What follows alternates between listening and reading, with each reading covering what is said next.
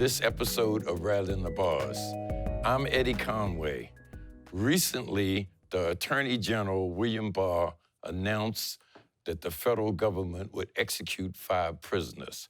Since Trump has came to office, he had been campaigning for reinstating the death penalty. You kill one person, you get the death penalty. You kill 5,000 people with drugs because you're smuggling them in and you're making a lot of money and people are dying and they don't even put you in jail. They don't do anything. These people are killing our kids and they're killing our families and we have to do something. But if we don't get tough on the drug dealers, we're wasting our time. Just remember that. We're wasting our time.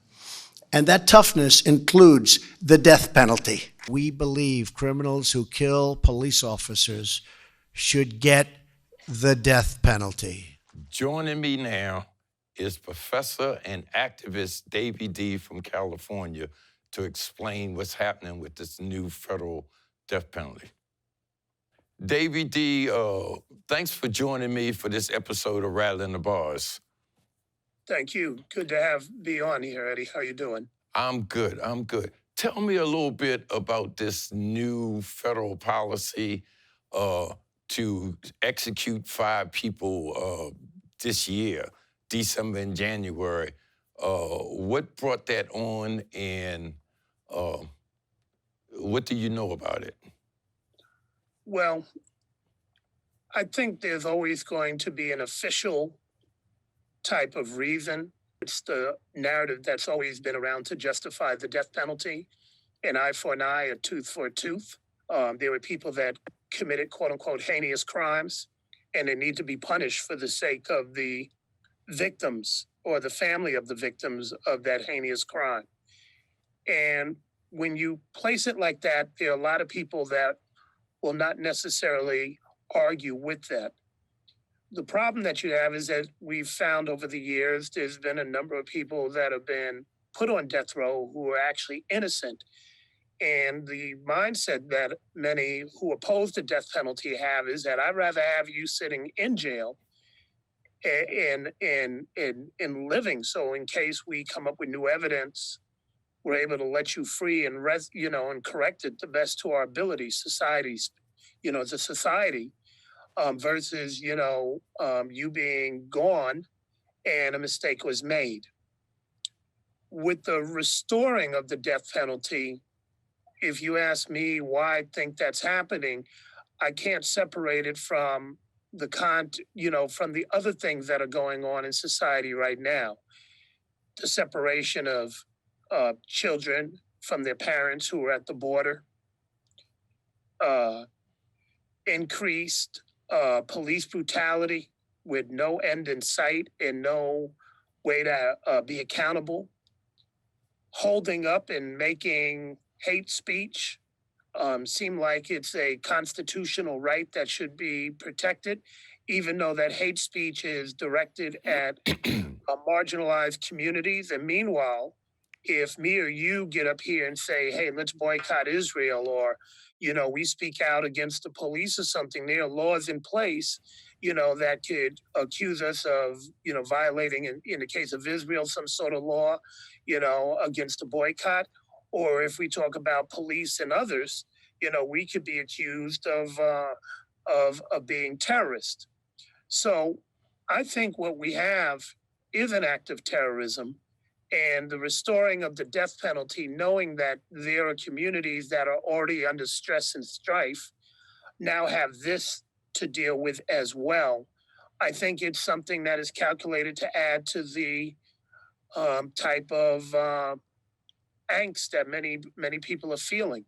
It's so I don't separate it from these other things. If to give it shorthand, I think this is the president and this administration trolling, marginalized communities. I'm gonna tell you that I'm gonna call out people and accuse them of being terrorists and tell them to go back to their country, as he did with the 4 congresswomen.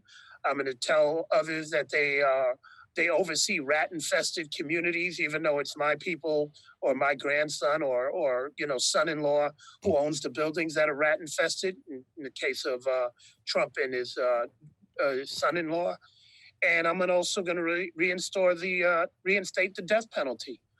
So that's how I see it. This is just adding more fuel to this wave of oppression. Mhm. And I noticed earlier and throughout his speeches, he's been advocating using the death penalty against drug dealers and people that are engaged in drug use, drug sales, etc. That seems to be directed uh, at certain communities. And I was wondering, there's a relationship um, between that kind of attitude and what's happening in the Philippines Right. with, Well, that's the first thing. I mean, that's a yeah, page out of President Duarte playbook where you have tens of thousands who have been killed. Does it stop crime? Can you go to the Philippines and say that everything is hunky dory and it's a pristine society, or do people walk around as we've seen in some dictatorship type countries, with an atmosphere of fear?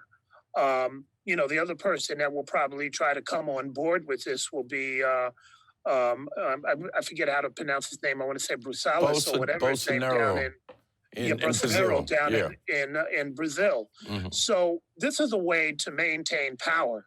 And you already have two countries that are already down that road, and that's Russia and China, where they use these laws, the death penalty and other type of repressive laws to maintain power, keep dissent down, criminalize dissent, and really keep people who are in power ruling forever.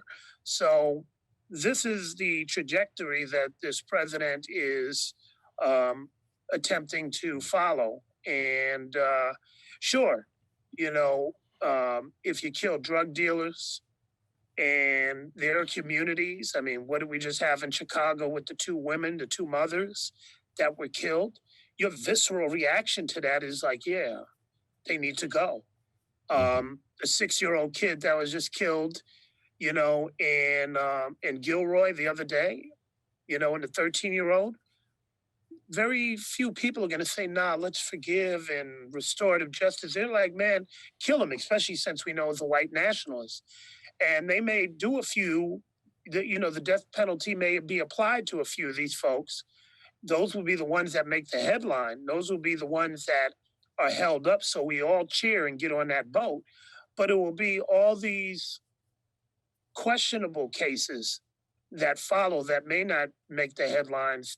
That's where the carnage will take place. And so I would be cautious about greenlighting this, and I would also be cautious about disconnecting it from the larger things that are going on nationally and globally. It seems like 21 states, including your state, California, have put moratoriums or outlawed the use of the death penalty. So the trend seems to be on the state level to get rid of and back away from the death penalty.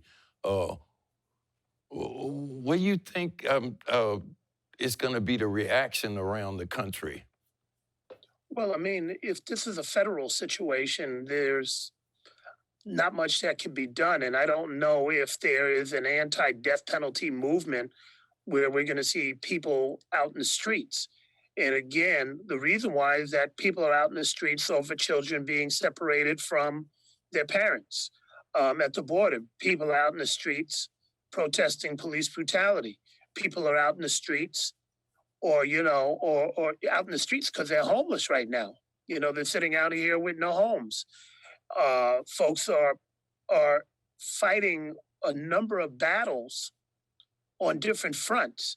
So this is just another one, and I don't know if you're going to have the political resources as well as just the people power to really mount the type of opposition that I think would be needed to turn that around. I mean, if it was me, the best opposition is to put somebody else in office who is going to be against the death penalty and call it a day. Put somebody in office who can make an executive order, as this president did, to say, no, we're not doing that, and keep it moving. So in some ways, this could also be a distraction. Okay, Davey D, thank you for joining me and thank you for giving us that insight. Okay, hope it made sense, and thank you for having me.